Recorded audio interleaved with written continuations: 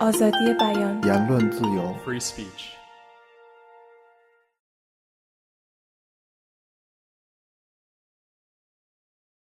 He's a media outlet, and it's an alternative media outlet.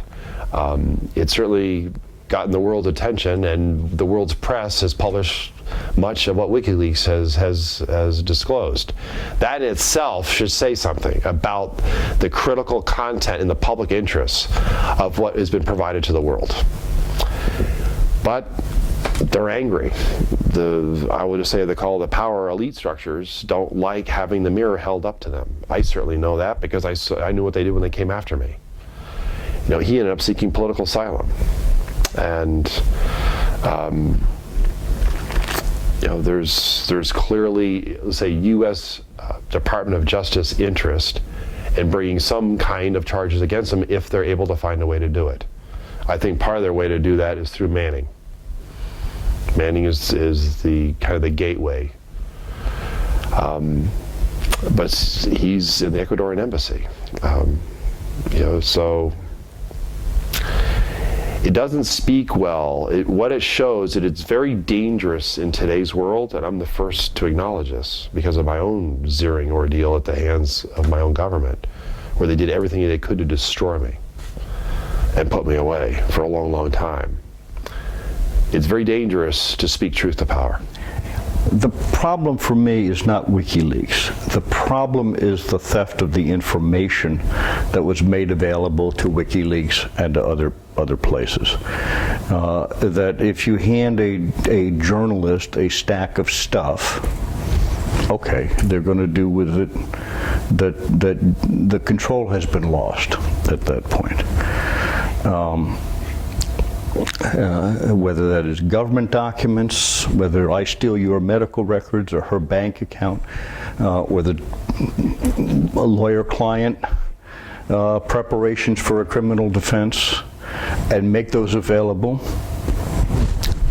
somebody's going to publish that. If Journalist A or Publication B, somebody will do that.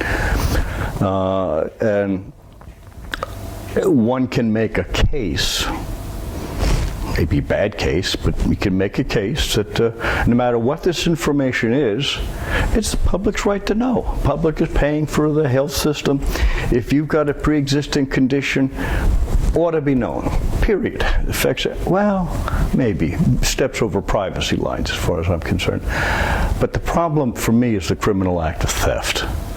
Whether that's from downloading or taking out a piece of paper, or overhearing the conversation through the wall with the lawyer. That's where I have a problem, not with the WikiLeaks and the various analogs of it. You know, the most famous leak, I think, is the Vietnam Papers. And I don't think anybody criticizes that anymore. Certainly Richard Nixon did, and did everything he could to discredit Daniel Ellsberg.